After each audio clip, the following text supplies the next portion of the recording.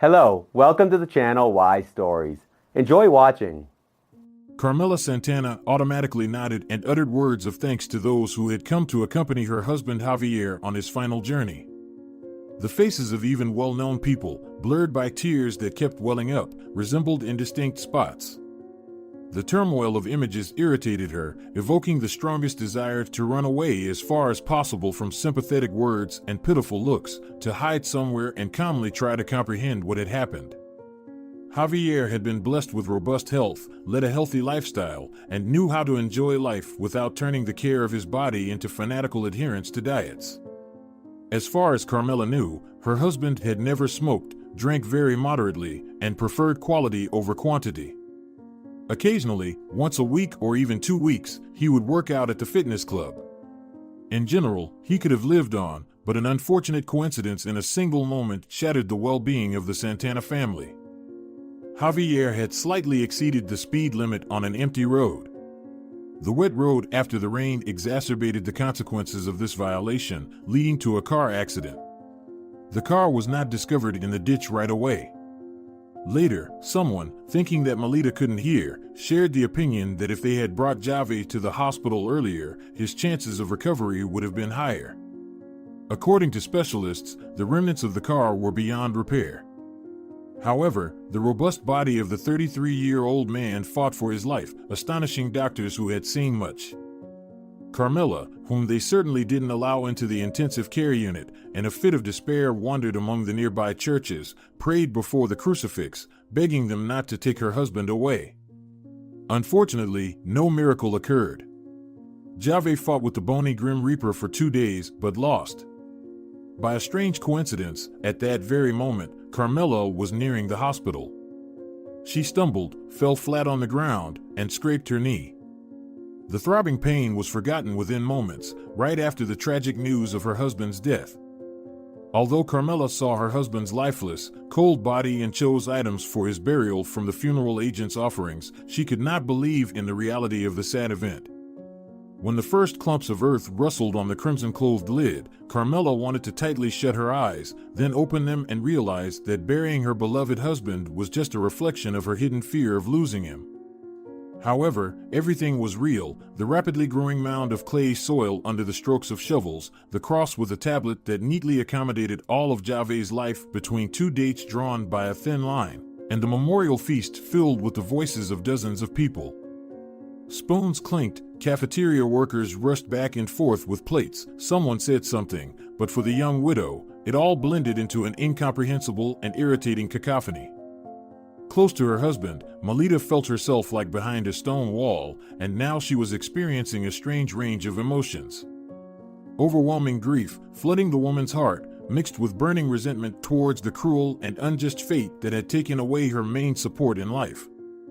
Through what seemed like a thick layer of cotton, fragments of phrases about how Javier was a good person, reliable, and responsible reached her. However, kind words only caused her intense pain.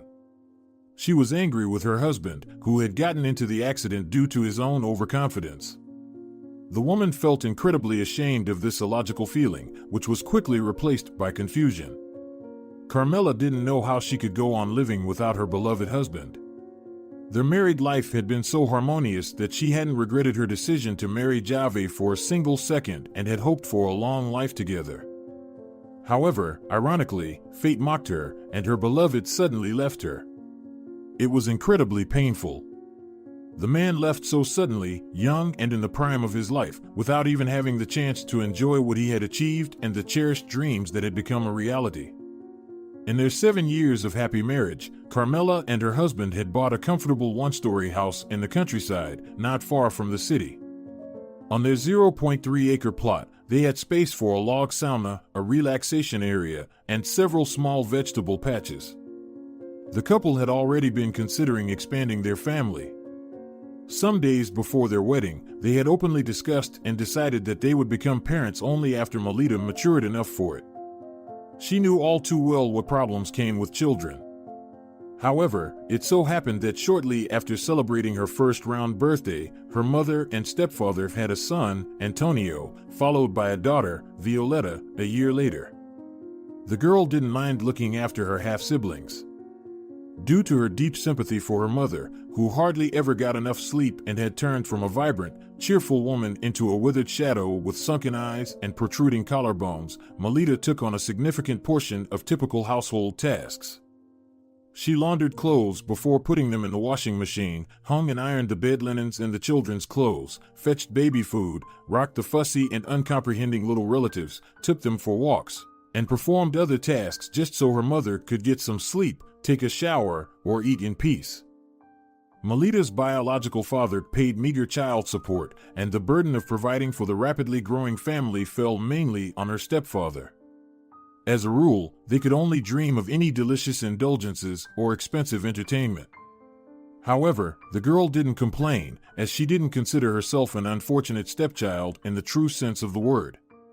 Her stepfather, whom she called Uncle Alex, treated her kindly and never made distinctions, giving gifts to her and his biological children alike. Mother, having recovered after Vivi's birth, regained her former self. She tried to distribute her love equally among all the children and was incredibly grateful to her eldest daughter for her support and patience, as it was actually Carmelita who had the hardest time back then. The girl managed not to fall behind in her studies and did not harden her heart towards shorties, as she generically called Antonio and Viola. Carmela had a good relationship with her brother and sister, but having experienced the difficult maternal role since childhood, she didn't feel ready to give her beloved husband a child. Besides, both she and Javier wanted the best conditions for their future baby. And now, when this point in their life plan was approaching realization, everything changed so abruptly, unfairly, irreversibly. There was happiness, dreams, plans, both long-term and just for the upcoming weekends, and then suddenly, it all came to an end. At the memorial table, Carmela ate something without even tasting the dishes served in the dining room. After hastily saying goodbye to everyone who came to bid farewell to Javier, the woman, accompanied by her mother, returned to the empty house and went to the shower, where she cried without restraint. Tears mixed with water droplets, carrying them away without diminishing the pain. It took Carmela a few minutes to realize that she had forgotten to turn on the gas boiler, and she was standing under a cold stream. Exiting the shower, the frozen woman, without even drying her hair, collapsed onto the bed.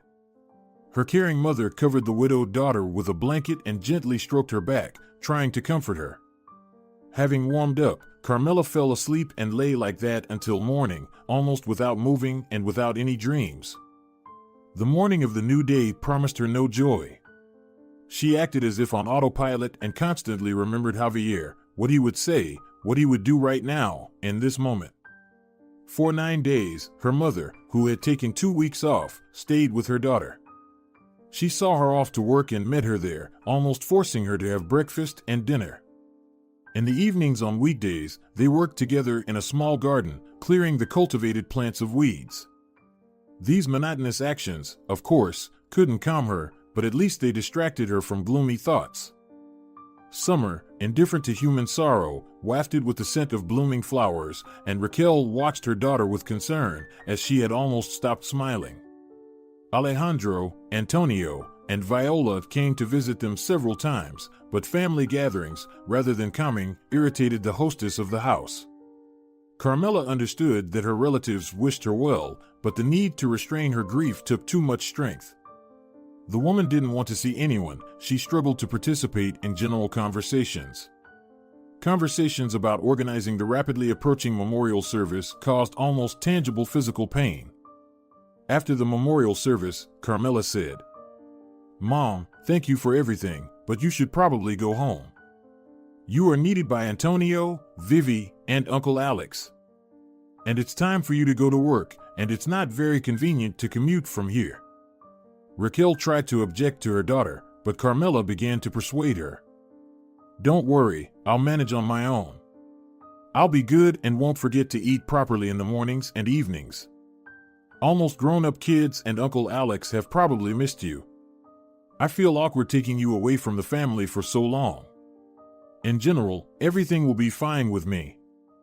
Raquel, looking into her daughter's eyes, decided to believe her because, in reality, Antonio, who was experiencing his first crush, and Viola, who had managed to break her arm while riding a bike, needed attention now. Closing the door behind her mother, Carmela was left alone in the house, which was destined to be a happy family nest. The woman's desperate grief was replaced by a deep apathy, indifference to everything and everyone. At her once beloved job, she still performed her duties, but without the enthusiasm that her superiors and colleagues were used to. She communicated with her relatives by phone and sometimes met them during lunch breaks. Her mother, stepfather, brother, and sister had offered Carmela several times to move in with them for a while, but she flatly refused the idea. The grieving woman felt that she had no right to leave the house, which she had passionately and lovingly turned into an ideal home with her husband. However, gradually, Carmela's mood began to change. She avoided staying inside the house, but she also couldn't bring herself to move far away from it. It became increasingly difficult for her to be alone with gloomy thoughts, but she had no intention of asking someone to keep her company. Her brother and sister had their teenage activities. It was inconvenient for her mother to commute to work, and she had already taken care of her during the most tragic period. Since her mother-in-law, Senora Torres, started to cry as soon as she crossed the threshold of her son's house, Melita didn't dare to ask for her help and felt the taste of loneliness in full. Of course, long phone conversations with relatives and friends partially helped, but the widowed woman still tried to spend as much time as possible in the garden or on the veranda of the house until the evening chill forced her to cross the threshold of the empty home. The dawns hurried to replace the sunsets. It was hot during the day, like in summer, but in the early morning and evenings, one could already feel the approach of autumn. However, the bitterness in Carmela's heart did not leave her. She realized that the common phrase that time heals was just a comforting deception. Of course, the acute sense of irreparable loss dulled, but it didn't disappear. The woman gradually got rid of her indifference to the world around her, began to pay attention to work details that required special attention, and stopped, on her way home, desperately hoping to see light in the windows, dreaming that her husband, healthy and unharmed, would be waiting for her inside their lovingly arranged home. She understood in her mind that she would have to get used to living without Javier now and interrupted herself when she started to imagine that they would one day announce that there had been a mistake and someone else had died in his car instead of her husband. After all, who knows what could have happened on the road? Sometimes Carmela deeply regretted that she and Javier had postponed expanding their family because a child would be her salvation and the meaning of life now. However, the woman tried not to delve too deeply into these feelings because she herself understood their complete futility. Nothing could be changed, only way out left was to learn how to live without her husband. Household chores required constant attention, but only after the 40th day since Javier's passing did Carmela manage to ascend to the attic. Her husband had set up a kind of study for himself there, where he spent a long time indulging in his favorite hobby. He built model ships, and Carmela was not forbidden from entering her husband's domain. She herself did not want to disturb her beloved man's peace. Besides, he even cleaned up the attic himself, saying that Melita might accidentally throw away some important part. In general, Melita was completely fine with this arrangement. She understood that even in a marriage filled with great love, spouses could have their own hobbies. If Javier somehow found inner harmony in the attic, then why not? She always knew he was nearby and would come to her aid at the first request. However, Melita did not abuse this method, allowing her husband to enjoy his hobby in peace and quiet, and she rarely ventured into the attic. Her gardening and the rest of the housekeeping duties were enough to keep her occupied without intruding into this male domain. And now, with an inexplicable trepidation, she entered the territory where Javier had ruled just recently. It seemed to her that by going through the things touched by her husband's hands, she was bidding him farewell. Besides, various bills for utilities needed to be sorted out. Of course, she had a rough idea of how, when, and where all of this was done, but now, with auto payments from Javier's blocked card no longer possible, she needed to check if any debts had accumulated. And if they had, she had to settle them. Carmela stepped over the threshold of the attic, and she almost gave up on her plan. Her eyes stung, and a bitter lump rose in her throat, making it hard to breathe deeply. Melita closed her eyes, stood still for a moment, regaining her composure, then opened her eyes and managed to enter the room she had jokingly called her husband's lair in the past. She felt terrified, but she resolutely began to go through the contents of the drawers of the desk in search of the necessary documents. While sorting through the papers, Carmela spotted a plastic folder with several transparent sleeves. In one of them was a contract signed with a private care home for disabled individuals called Mercy. On the lines left for recording the client's data, her husband's full name was indicated. And Carmela had no doubt that Javier had filled in these details himself. The handwriting on the sheets was unmistakably his. Judging by the document's text, her late husband had been paying for the care of an unfamiliar woman named Emilia Vega Saiz in a rather expensive facility. Carmela couldn't recall any acquaintance with such name, and as far as she knew, Javier didn't have any relatives by that name either. The date of the contract and the neatly stored receipts in another sleeve indicated that her late husband had begun paying for the stay of this unknown woman even before they got married, and he continued to do so during their married life, at the same time when significant expenses for the house and property, according to their plans, had created a noticeable gap in their budget. They were not on the brink of poverty, of course, but they still tried to save. Although it was partly even foolish, Carmela's heart suddenly pierced by irrational jealousy. How can this be? While she refrained from small joys like visiting a cosmetologist or cultural outings, not to mention trips abroad, Javier annually contributed substantial sums for the stay of a certain Emilia Vega in an establishment with a kind name and draconian, uncharitable prices. However, what outraged her most was not the money irretrievably deposited into the Mercy account, but the fact that all of this was done secretly, without her consent or even simple notification. What would it have cost Javier to confess? "So it is, my dear wife, I must help a person in a difficult life situation. This matter is settled and not subject to appeal." Yes, Melita would surely have started to inquire about the reasons for the untimely and completely unfashionable altruism, but she definitely wouldn't have forbidden it. Javier couldn't not know this, but he never even mentioned his charity. Carmela felt a burning desire to get to the bottom of this situation, especially since the deadline for the next payment was approaching in about a month. And it was necessary to figure out what to do next with this unexpected agreement. Setting aside the folder with its mysterious contents, the widow continued to sort through her husband's papers, but her thoughts still returned to the discovered secret. Why was Javier hiding help to some woman from her? What was the reason for the secrecy of a person whom Carmela considered incredibly honest? Suspecting that her late husband's mother might know something about the mysterious Vega, Melita decided to visit her on the upcoming weekend. Who, if not Senora Torres, would be in the know? Although their relationship was based on the principle of a cold peace is better than a hot war, the loss of the man they both loved miraculously eliminated most of their disagreements. Having warned about the visit in advance, Carmela headed to Senora Torres's place. Being taught by her mother not to visit empty-handed, the woman made a quick stop at the store, buying some tasty sausage, cheese, ciabatta, which her mother-in-law preferred over all other types of bread, and her favorite cookies.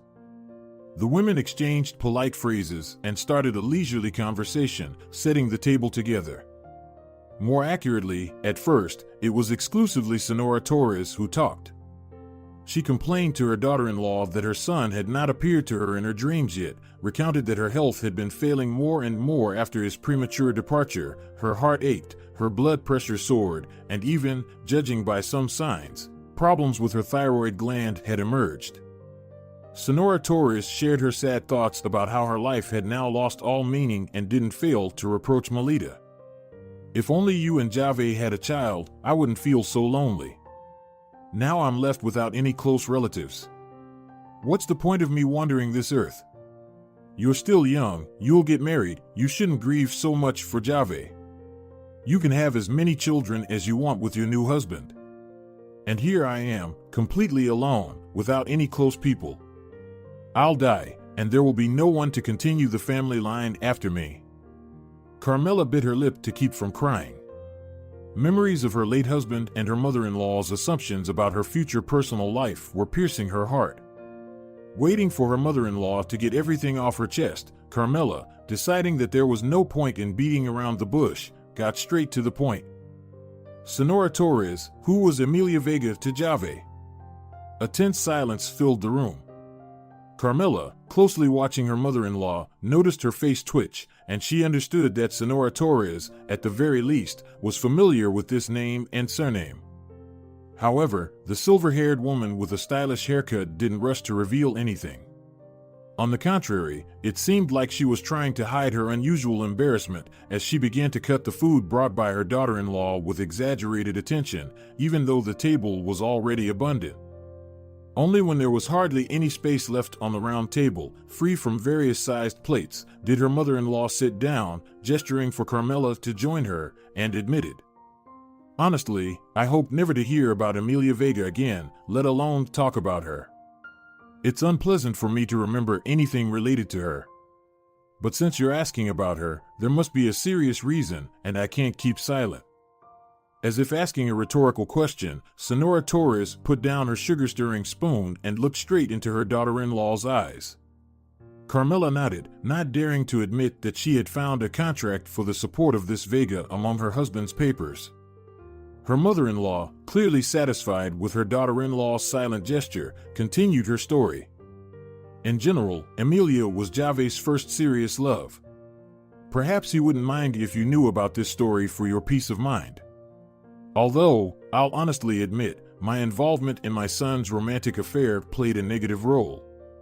I didn't like this Emilia from the very first moment I met her. She had a silly smile, as if apologizing, cheap clothing, strange lipstick color, a pile of bleached yellowish hair, and unrealistically large, cow-like eyes. Well, I didn't care about her appearance or her makeup skills, that's half the trouble. In her youth, proper handling of cosmetics could turn a toad into a beauty. And, I must admit, the girl had quite attractive facial features, touching and captivating in some way. But as a person, she was completely unsuitable for my son. I thought so then, and I'm not going to change my opinion now.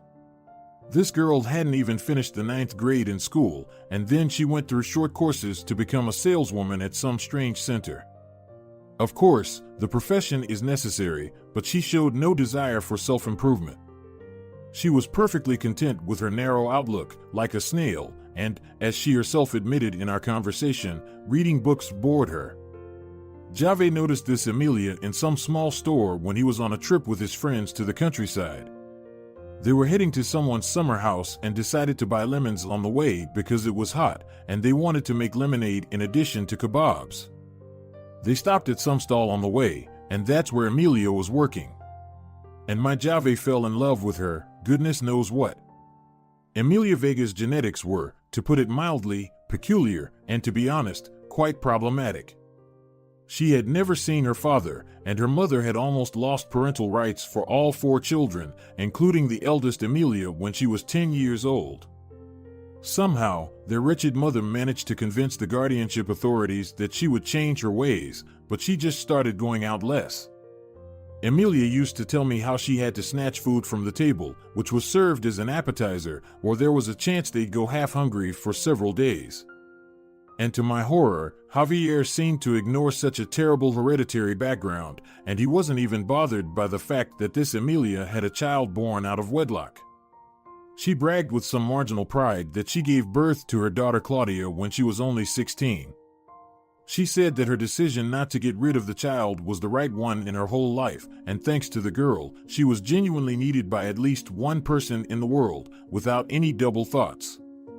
When asked about the child's father, Emilia brushed it off, saying it was a romantic fling of youth, and she didn't want to have anything to do with that joker, and being a single mother even had more benefits. I almost grabbed my head at such a statement.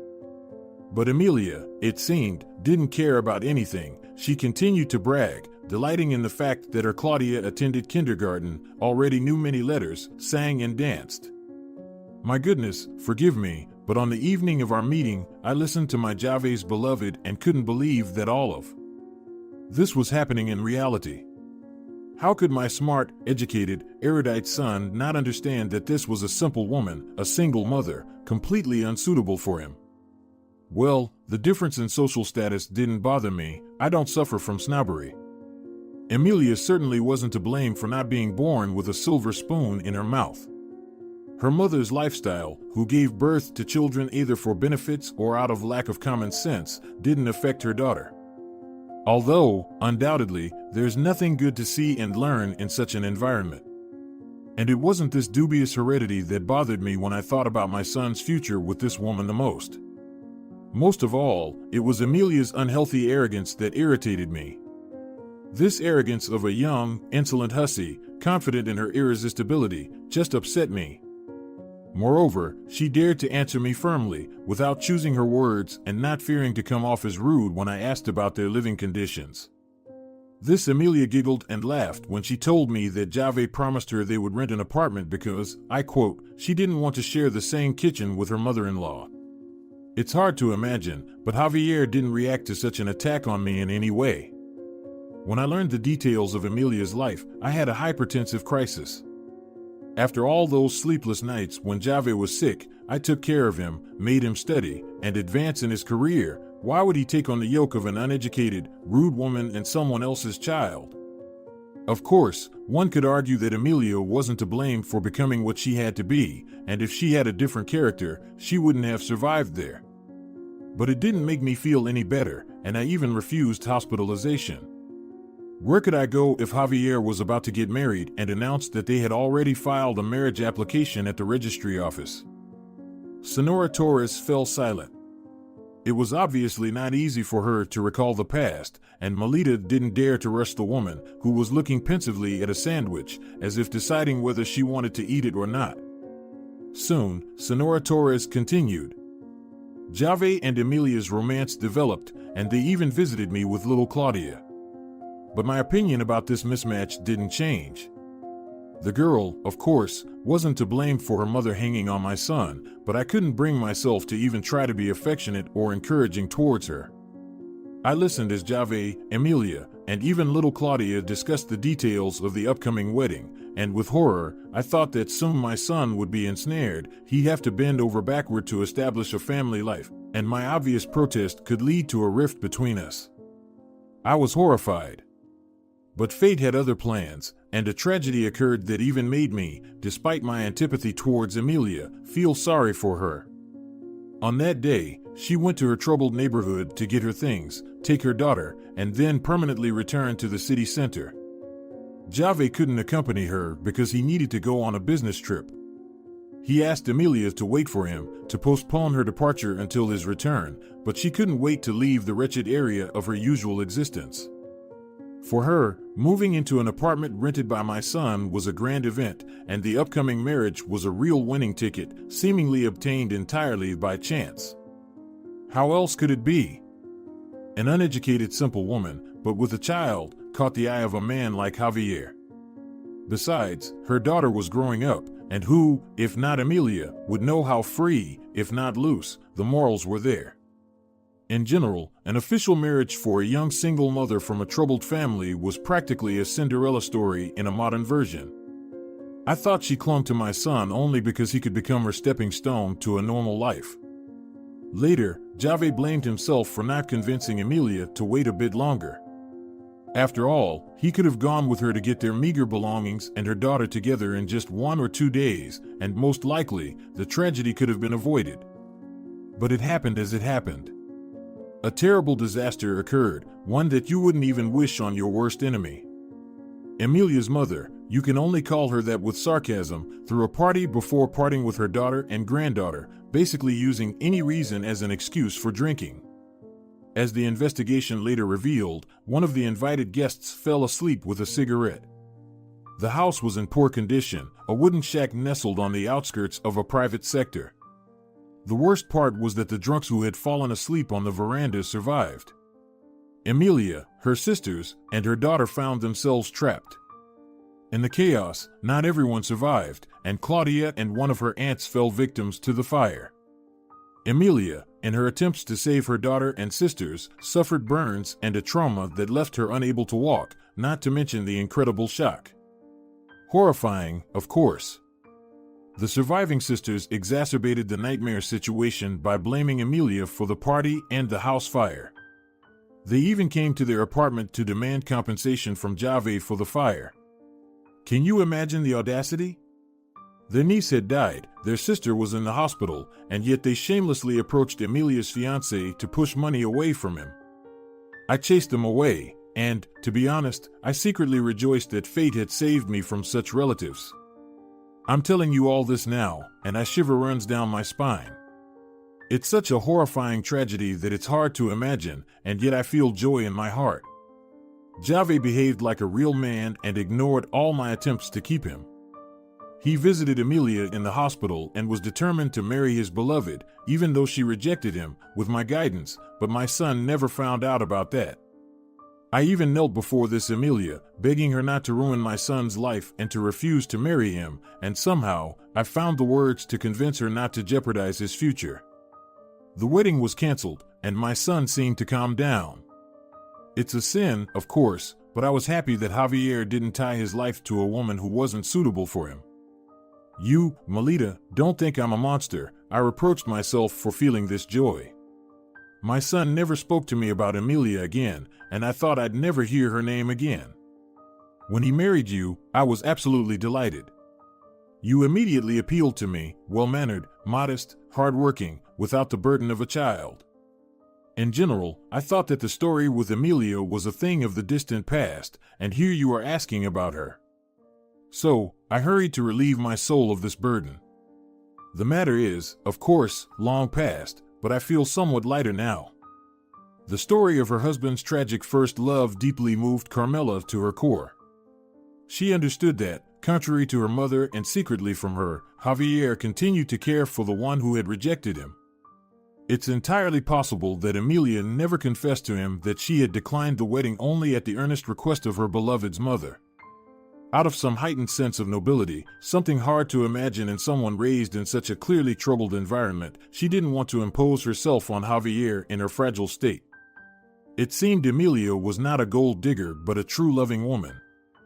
After the heavy confession, the mother-in-law seemed to lose her appetite. She sipped her now cold coffee from her cup, completely ignoring the treats on the table. Carmela, not knowing what to say, also remained silent, lost in thought. Sonora Torres's next question caught her off guard. Melita, why did you even ask about Emilia? Did she call or somehow make herself known? For some reason, Carmela couldn't bring herself to tell the truth. She felt that if Javier had kept this secret, she had no right to reveal it. She had to come up with something and try not to deviate too far from the truth. Well, I happened to read about her on one of the notes, and it got me curious. After all, curiosity isn't a vice, as they say, but rather a great thing. I'm really sorry, Sonora Torres, if I unintentionally upset you. Please forgive me. I think I'll go home now. My head is starting to ache. Sonora Torres seemed almost relieved that her future daughter-in-law was about to leave and didn't try to persuade her to stay a little longer. On her way home, Carmela tried to cope with her emotions and avoid getting irritated. First and foremost, she felt hurt. Did her husband really not trust her enough to share this part of his life? His nobility towards the unfortunate woman he had planned to marry, but who he couldn't due to tragic circumstances, only painted him in a positive light. Did he think so little of her that he feared jealousy towards Emilia or resentment about the money spent on the nursing home? Carmela used to believe that giving Javier his personal space was the right thing to do, but it turned out that he had created a chasm between them even without that, through the carefully guarded secret. However, she couldn't ask him now and find out why he thought his lawful wife didn't need to know about providing comfortable living conditions for his former fiancé. When Carmela returned home, she was determined to visit the nursing home as soon as possible. She needed to not only figure out how to continue paying for Emilia's care, but also, perhaps, inform her about Javier's passing. After all, their past had linked them together, and delivering such sad news would be the right thing to do. It would surely cause her some unpleasant emotions, but it wouldn't be fair or humane to leave the unfortunate woman in the dark. In memory of her husband, Carmela had decided not to abandon his former fiancé, but their financial situation hinted that she would need to find a solution. Overall, the idea of visiting the nursing home filled Carmela with a certain amount of fear and sometimes even outright panic. She feared both potential bureaucratic hurdles and Emilia's negative reaction. Additionally, she dreaded the upcoming negotiations with the leadership of Mercy about extending the payment period for their services. The somber ceremony had practically wiped out their savings, and making a payment for an entire year up front was almost impossible. Nevertheless, Carmela gathered her courage and, after checking the visiting hours and scheduling an appointment with the facility's director, set off on her journey. Mercy, whose photos the woman had carefully studied on the internet, made a pleasant impression on her in reality as well. Tall pine trees surrounding the small, seemingly cozy buildings gave her a sense of security. The air was fresh with a subtle scent of resin, evoking thoughts of something elevated, pure, and eternal. Taking a deep breath, Carmela went to meet with the director. There was no one in the reception area. After knocking on the door and hearing an invitation to enter, Carmela peered into a small office. The young woman sitting in front of a computer monitor asked, "Hello, what can I help you with?" There were no photos of the director on the website. Carmela thought that the person in front of her was an assistant or a secretary. The visitor didn't imagine the director of the institution this way and explained that she needed to talk to Maria Herrera Flores about Emilia Vega, who was in the nursing home. The woman, who turned out to be the director, nodded warmly. "Please come in. I was informed that you planned to visit today. I'm listening." Trying to speak as calmly as possible, Carmela explained that her late husband used to pay for the care of a patient named Emilia Vega, and she mentioned some financial difficulties. "Senora Herrera, from what I've seen, your facility indeed provides the most comfortable conditions, and I understand that everything comes at a cost. It just so happened that I won't be able to pay for an entire year up front. Maybe you can accept payments on a monthly basis?" It seemed this admission didn't shock the director of the nursing home at all. She smiled. "Generally, if you pay for the whole year, we offer a discount, and it turns out to be a bit less expensive than paying monthly. However, I think we can find a solution and adjust the amount toward a reduction with monthly payments. Besides, to be honest, Senora Vega receives very thorough care from my staff and doesn't need much assistance. She's quite capable of taking care of herself and even helps the staff with some tasks. She's a wonderful woman with a very strong character. By the way, if you'd like, you can meet with her. Would you like to?" Carmela nodded, realizing that the amount was still significant for her budget. She decided to leave everything as it was for now. After completing the new contract, Senora Herrera personally escorted the visitor to a large room referred to as the game room by the director. In the spacious, well-lit room, the residents of the nursing home engaged in various activities. Some played chess and checkers, while others filled out bingo cards. Several people, including a fairly young man, were knitting, sitting closer to the gleaming windows. Senora Herrera introduced the visitor to one of the craftswomen, who was sitting in a wheelchair. The former fiancé of her late husband didn't look the way Carmela had imagined her from her mother-in-law's description. Emilia's chestnut hair was cut short, and she wore no makeup. Her huge eyes seemed to take up a significant portion of her face, and there was a noticeable burn scar on her left cheek, but it wasn't repulsive. Overall, Vega appeared rather attractive to Carmela. Breaking away from her knitting, Emilia looked at the director and the guest and greeted them. Senora Herrera introduced the women to each other and offered, "If you'd like, you can talk in the little park outside or in a room, whichever is more convenient for you." Emilia set aside her knitting into a box on the windowsill and said, "Senora Herrera, it's probably better outside." Carmela followed Emilia, who skillfully handled her wheelchair. As she walked, she thought that perhaps she had started all of this for no reason. A conversation with a woman whom Javier had once loved promised to be quite difficult. Emilia had flinched sharply upon hearing the familiar surname of the visitor. The two women reached a bench located away from the central alley and the buildings in complete silence. Once they arrived, Emilia, as if assuming the role of a hostess, invited Carmela to sit down and asked, "So, judging by the last name, I understand that you're Javier's wife." Carmela nodded, trying to find the right words to tell Emilia about the man's passing, a man they both had loved. However, her interlocutor spared her from this difficult task, simply and bitterly uttering, "I knew it, something irreparable happened to Javier. Despite having to reject him, he always acted like a true man. This wonderful place was assigned to me, where it's peaceful and comfortable. I'm deeply sorry about Javier, it's just incredible. About a month and a half ago, he came to me in a dream, as if to say goodbye. He promised to watch over my Claudia. I immediately understood that he had left the world of the living. From my own experience, I know that words of condolences don't provide much comfort, but believe me, I fully share your grief. Javier was the best person I ever met on my path. I always wished him nothing but happiness, which I couldn't give him. I'm incredibly sorry that such a bright person has left this world forever." Carmela looked with surprise into the eyes of the woman sitting across from her in a wheelchair and realized that she truly felt what she was saying. Emilia didn't offer hollow condolences. This woman, who had gone through terrible trials and, at the request of her potential mother-in-law, had turned away from happiness as the wife of her beloved, genuinely understood her. Carmela involuntarily pondered that if it weren't for Senora Torres's intervention, Javier, Emilia, and her deceased daughter could have lived together happily. A lump rose in her throat as she thought of this. She understood that she was on the verge of tears, so she hurried to say her goodbyes. "Emilia, you understood everything correctly. Javier is indeed no longer with us. It was an accident, a tragedy, and it seems that no one is to blame. But it doesn't make it any easier. Let me help you get back to your building." Emilia declined, and Carmela almost rushed out of the nursing home. She only caught her breath in the taxi's back seat. As she observed the passing cars, traffic lights, houses, trees, and people, she thought about how to help Emilia.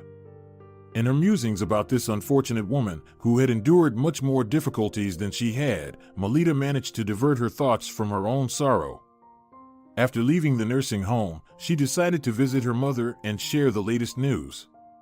After all, Raquel still didn't know about the discovery Melita had made in her late husband's hideaway or about the trip. Listening to her daughter, the woman raised her eyebrows in surprise. "I could never even imagine that Javier could present such a surprise. Although, in general, he acted quite decently, he didn't abandon poor Emilia, he didn't trouble you with information about his past relationships, and he didn't upset his mother, understanding that she wouldn't approve of helping his former fiancée, especially after the tragedy.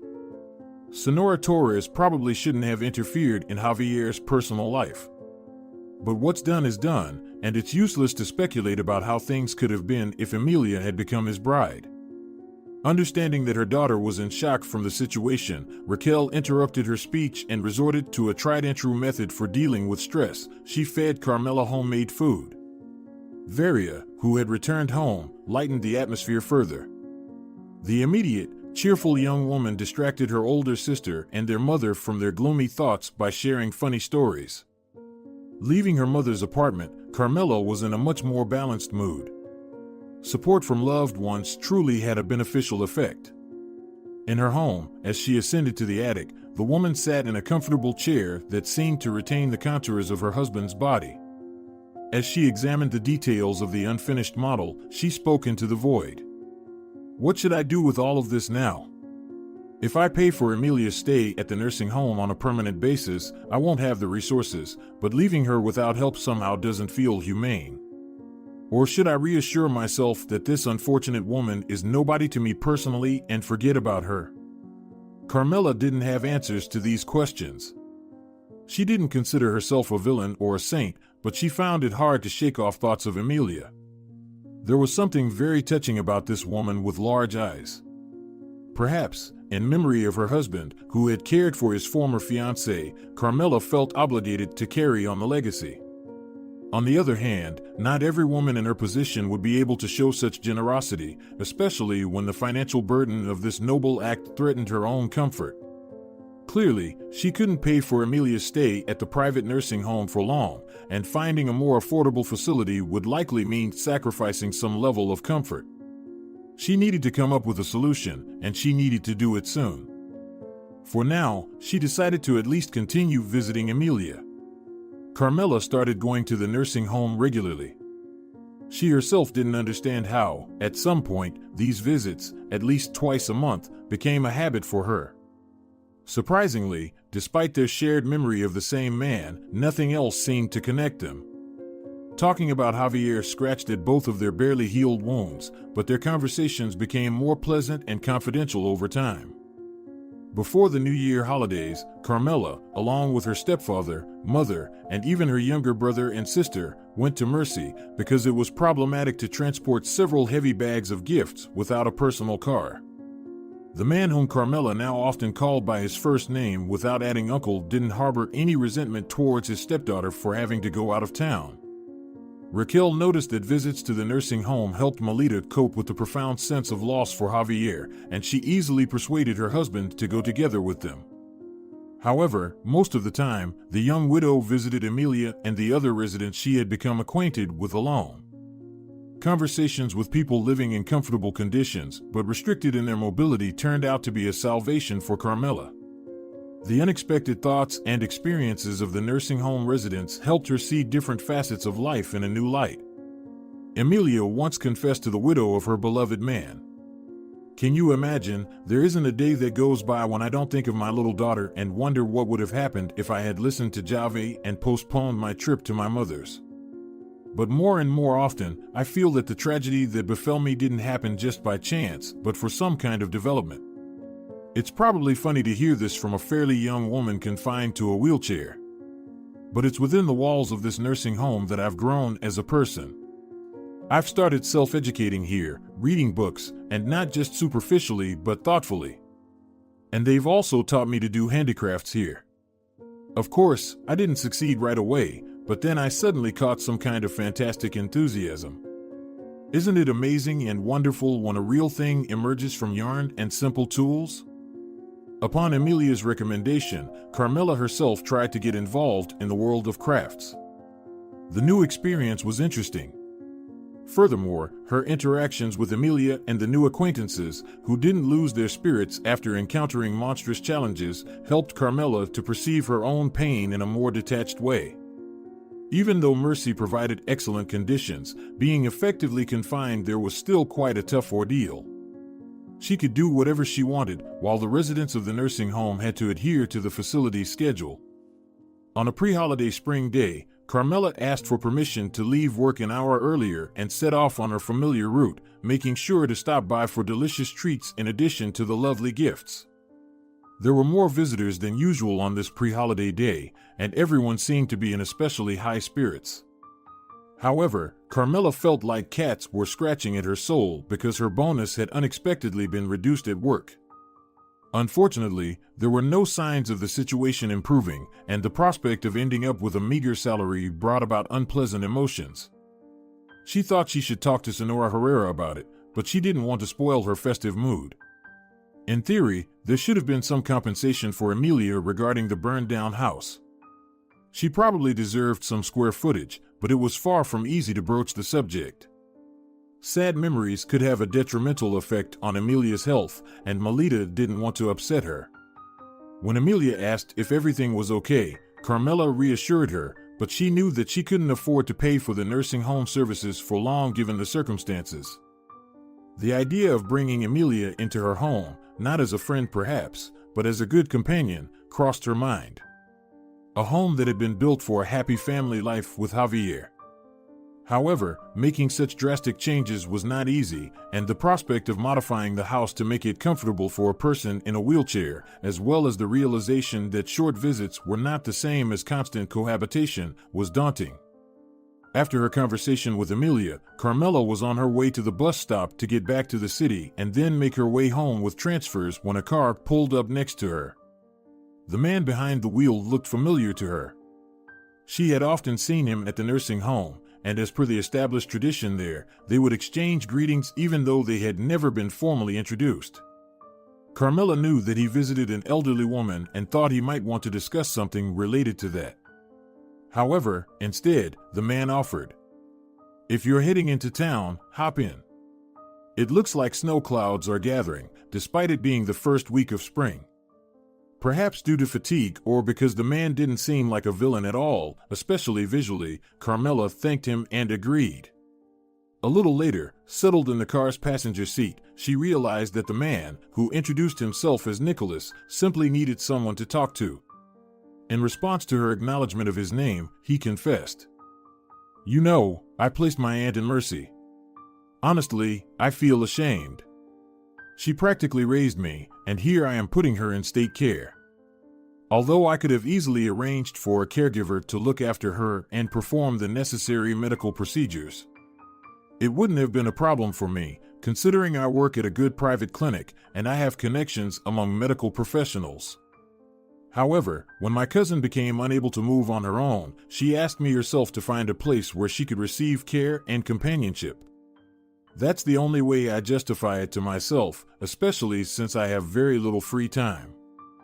The man fell silent for a moment and then asked, "I apologize for being tactless, but do you have a sister at Mercy? I saw you with a young woman who is almost never idle." Carmela couldn't help but smile. Both Amelia and Melita did share some elusive resemblance. Apparently, Javier had a preference for a certain type of woman and remained consistent. However, she didn't want to go into lengthy explanations, so she simply reassured her new acquaintance. "It would probably be more accurate to say that I have a good friend at Mercy. However, Nicholas, you shouldn't worry. Thanks to Sonora Herrera and the team at Mercy, the conditions there are close to ideal. Of course, it's foolish to envy people who have lost their health, but in my opinion, the nursing home is wonderful. The air is healing, the facilities are clean, and there's always engaging company. So, don't worry, Nicholas. I believe your aunt is better off being among people rather than suffering in loneliness, waiting for the person you hired or for you to return from work." Nicholas looked attentively at his companion. She spoke so confidently that there was no doubt this was a well-thought-out position. Melita continued to express what had been weighing on her mind. "The nursing home is an excellent place. The only downside is that it's not very affordable. But they don't take money from relatives in vain, everything is fair. Besides, no matter how many times I've inquired, the residents are delighted with the Mercy team. Even today, on a holiday, when they probably want to get home earlier, they've organized a celebration. It's an informal approach, sincere and heartfelt. It's nice that such people with compassionate hearts work exactly where it's crucial." The man had no choice but to agree. He had heard only good reviews about the staff and the institution itself from his aunt. Engaged in conversation, they didn't notice how quickly time passed as they drove towards the city. Nicholas asked, "Where do you live? I'm free today and can take you all the way there." Carmela felt embarrassed but confessed that she needed to go to the bus station to get to her countryside home. Nicholas decisively offered, "Well, if you allow me, I'll take you straight there. It's not far, and we can chat some more. Besides, I haven't had such a heartfelt conversation in a while." There were no traffic jams on the road, and soon Carmela was waving goodbye to the departing car as Nicholas declined her polite offer to have coffee. "I'm sorry, but I'll have to pass this time. Thank you for your company. It was important for me to hear your opinion, and you've reassured me greatly. Perhaps now my conscience won't bother me." Although Carmela couldn't even contemplate starting a new romance after her husband's death without an internal shudder, life continued to move forward, pushing her towards social interaction, including with people of the opposite sex. Nicholas appealed to her with his thoughtfulness, intelligence, and an incredible ability to empathize. Melita had no intention of beginning a new love story, but she appreciated the gallantry of her chance acquaintance. They met several times at the nursing home, exchanged polite greetings, and sometimes Nicholas would give her a ride to the bus station, her mother's apartment where she lived with her family, or even to her countryside home. The new acquaintance behaved with restraint, but Amelia soon noticed his attraction to Carmela. She admitted in a conversation, "Please don't be upset, but I'll be direct with you. It seems that Nicholas, who visits Sonora Duran, has taken a liking to you. If you'd asked me, I'd say he's a reliable person, and you shouldn't turn down a chance for happiness, even if you don't interact with him romantically. Just smile at him, let him know you find him appealing. After all, you're not even 30 yet. I understand that you loved Javier, and you still do. Such feelings don't disappear, and death can't extinguish them. I went crazy over Javier myself, but life goes on. What's the point of refusing happiness? Carmela typically cuts short such unpleasant conversations, steering the discussion into neutral waters. Nevertheless, aside from Emilia, her mother also increasingly tried to convince her daughter not to remain trapped in her grief. Even Senora Torres, when her daughter-in-law came to visit, occasionally broached the uncomfortable topic. I'm pleased that you remember my son, but he would surely be saddened to see you suffer like this. I understand that there's nothing you can do about this longing. My husband, Javier's father, tragically passed away when our son was barely 10 years old. I haven't looked at other men since. But, Melita, you know what I'll tell you, based on my experience, you can't bury yourself alive after your husband's death. It's not right. All right, I at least had a son. Besides all my other fears, I was afraid of choosing the wrong stepfather for Javier. But you, Carmelita, you're all alone. That's not right. However, Carmela was less concerned about her personal life than about the impending financial troubles. The atmosphere at work was becoming increasingly tense, and the regular bonuses she used to receive had now become sweet memories. Among her colleagues, rumors of layoffs were circulating more persistently. What was once a friendly team had turned into something resembling a nest of spiders, as the management had suddenly started encouraging employees to report on each other. In her department, there were 2 women with children, and Carmela watched in sincere amazement as each of them meticulously recorded late arrivals and early departures, reporting them to the management with outraged exclamations and hushed complaints, accompanied by frantic typing on the computer keyboard. They're reporting disciplinary violations to the bosses, Santana surmised. However, she refrained from condemning her colleagues, as she had no intention of participating in this unfair game initiated by the management. Thanks to Senora Torres, who had given up her share of the inheritance, Carmela didn't have to look for money to pay for her portion of the house and land. However, if she were to be laid off, financing Emilia's stay in the nursing home would become extremely difficult. Carmela's options were limited. She couldn't stop helping Emilia, as that would be akin to betrayal. So, she had to figure out how to navigate this situation with minimal disruptions to her life. She could invite Emilia to live with her, which would require some modifications to the house to accommodate someone in a wheelchair. Alternatively, she might have to sell the house, which was filled with reminders of Javier. She could then look for a more modest apartment, using the remaining money to cover the nursing home fees. However, this second option seemed like a losing proposition from all angles. Even if she put the difference in the bank and earned interest, the savings would eventually run out. And then what? She would have to downgrade her living conditions. The idea of possibly moving to the city was horrifying to Carmela. She had grown accustomed to being able to pick fresh herbs, cucumbers, or apples from the nearest garden rather than rushing to the store for them. It seemed more practical to invite Emilia to live with her. This would allow the unfortunate woman to continue breathing fresh air, even if it lacked the scent of pine trees from the nursing home grounds. She could also enjoy the benefits of natural produce. Of course, there would be less social interaction, but at least the walls would not be those of a state-run institution. Worried, Carmela shared her idea with her friend during their next meeting, anxiously awaiting her reaction. However, Emilia simply shrugged. You know, I understand that this is not a cheap institution, and I've occasionally thought about returning to my good-for-nothing mother's house. But that would be an undesirable option for me. I'm quite comfortable here, but I find myself yearning for something beyond this quiet existence more and more. So, if you think I won't be a burden to you, I'd be happy to move in with you, even if it's just for a short while, like a little vacation. And if it doesn't work out, I'm prepared to look for work with accommodation. Surely, I can find something. Carmela was pleased that Emilia liked her idea. While the move might not be a straightforward process, they had reached a fundamental agreement. Carmela's family supported her initiative, but her mother-in-law, upon learning that Javier's former fiancée would soon be living in her son's house, unexpectedly opposed the idea. Sonora Torres came to visit her daughter-in-law and began the conversation without hesitation. "Melita, you are a kind soul, and I don't blame you for that. It's probably a good thing that people like you still exist in this world. But why burden yourself with this? Emilia is already an adult woman with a terrible tragedy in her past. Clearly, she couldn't forget the nightmare she endured, and she probably has not only physical but also psychological problems. In the nursing home, at least, she receives professional care and medical attention. Think about it, how do you plan to provide all of this? This is, after all, the countryside, even if it's not far from the city. But even getting to the hospital would take time."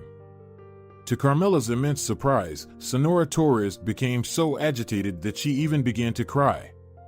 After calming down her mother-in-law with difficulty, Carmela, carefully choosing her words to avoid triggering another wave of tears, tried to explain.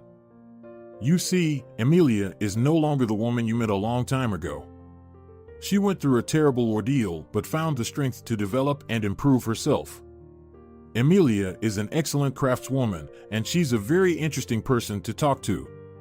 You know, if I were in her place, I would probably consider the whole world hostile and hold grudges against both you and her mother because of the tragedy.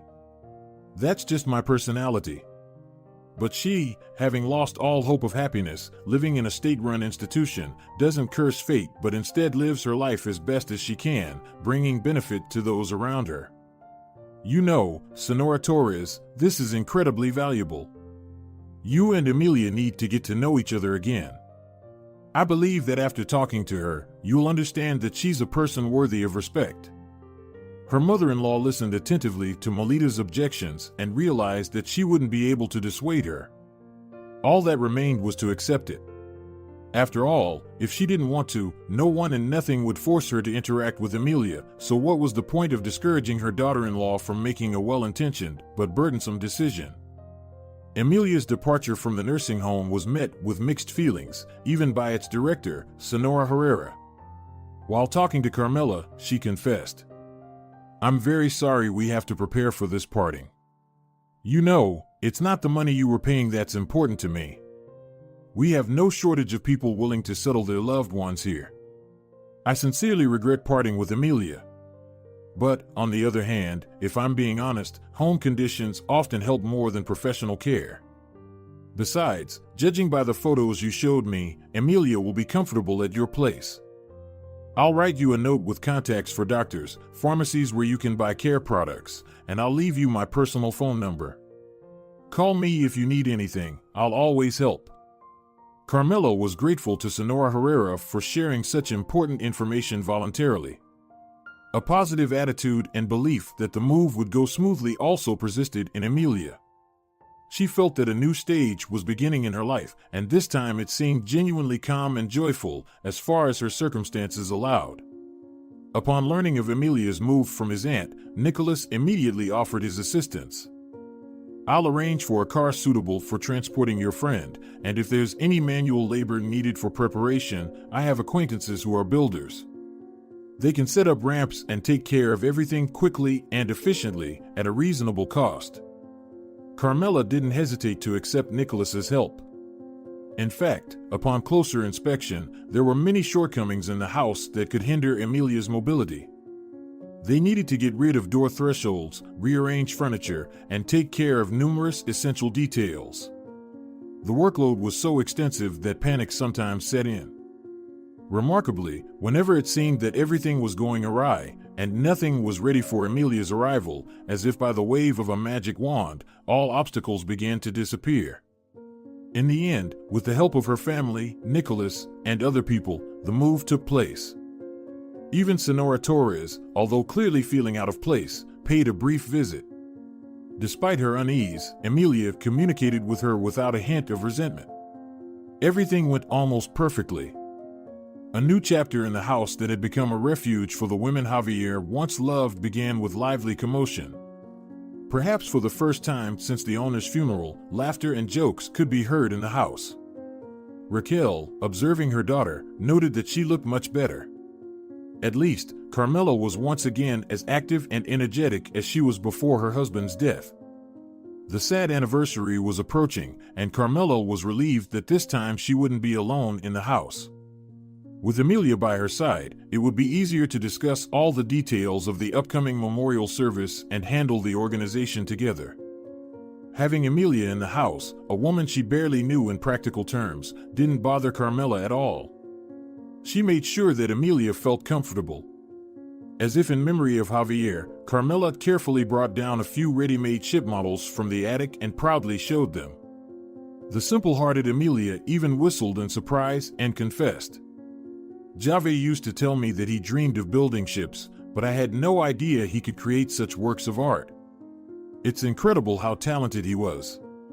You know, I'm glad that at least during his married life with you, he got to pursue his hobbies."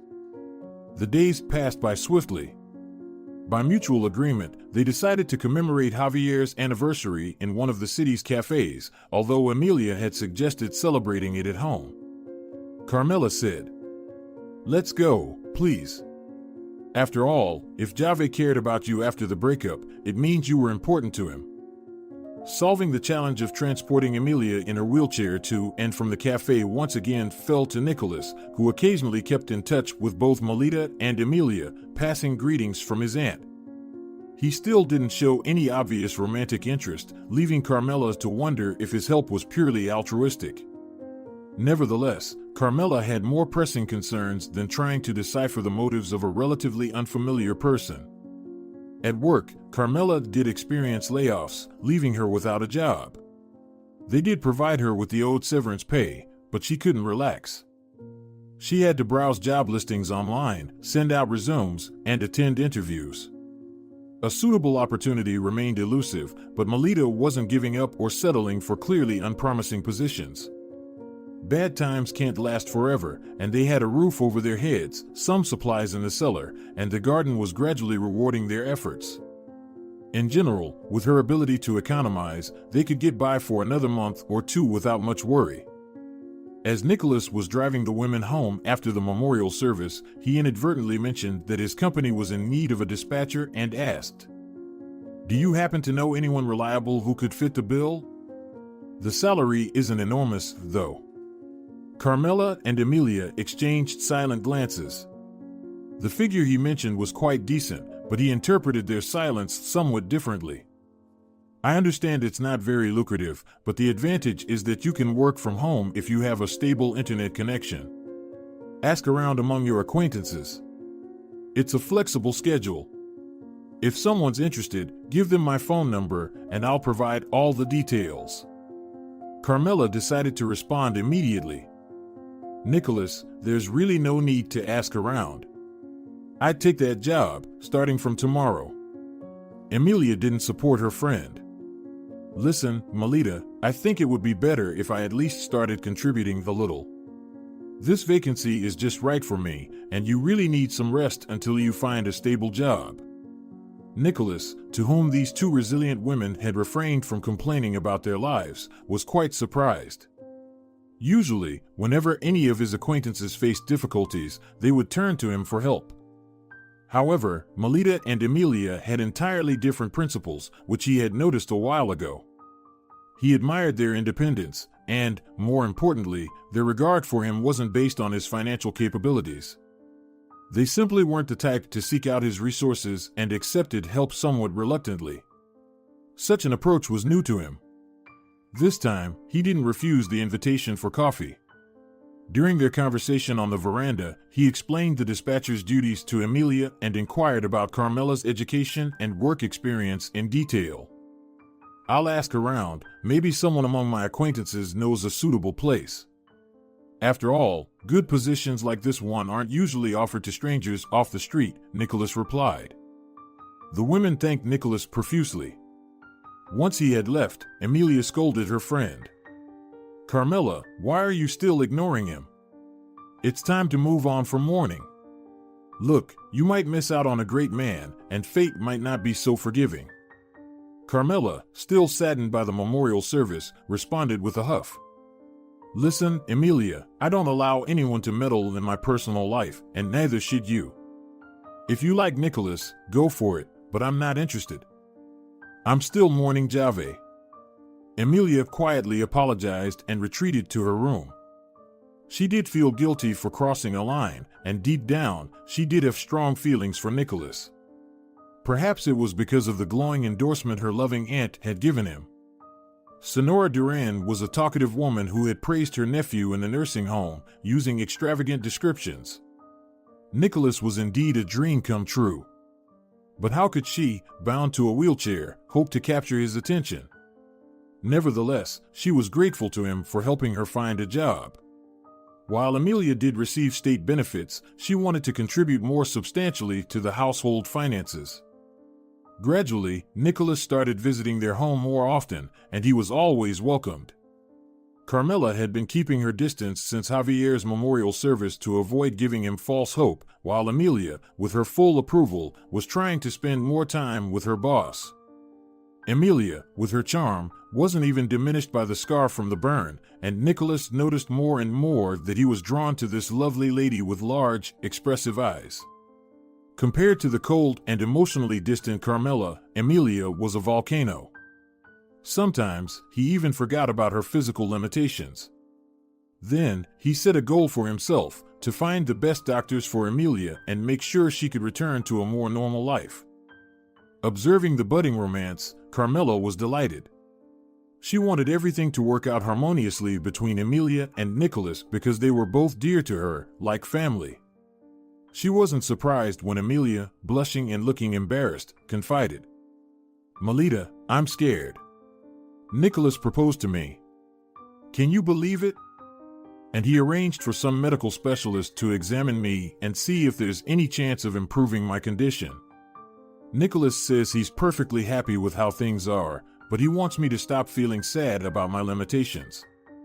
You know, I feel awkward because it's as if I took Nicholas away from you, and I don't know how to express my gratitude for your generosity." Carmela, crouching down, took Emilia's hands in her own. "I'm so happy for both you and Nicholas. Don't worry, you didn't take anyone away from me. Be happy with Nicholas." Carmela didn't regret at all that she had essentially pushed Emilia into Nicholas's capable hands. Yes, she liked him as a person, as a good, kind-hearted man, but not as a candidate for a life partner. She still missed her husband and hoped that she had fulfilled his obligations to the unfortunate, yet unbroken woman. At the wedding of her friend and Nicholas, Melita genuinely rejoiced for the newlyweds. Even though the bride still used a wheelchair, she had whispered in her ear that one of the doctors had given a rather optimistic prognosis for her treatment. Thanks to Nicholas's patronage, Carmela found a job with a decent salary. After a few years, when the pain from her husband's premature death had dulled and become less acute, she reciprocated the attentions of her colleague Marcos. Marcos endeared himself to all her relatives, and Emilia, after getting to know him, insisted, "Melita, you more than anyone else deserve happiness. I swear, Javier would have told you that himself if he could. I can only call you a saint. You didn't abandon me, you paid for the nursery home, you provided me a place to stay, and you even found me a husband. Kindness should be rewarded. Marry Marcos and be happy." Carmela followed her friend's advice and moved in with her husband after the wedding. She didn't sell the little house in the village, but turned it into a summer cottage. With special care, she climbed up to the attic where she had discovered the hidden contract many years ago, a contract that had set off a chain of unexpected discoveries. If you're enjoying it as well, leave a like and subscribe.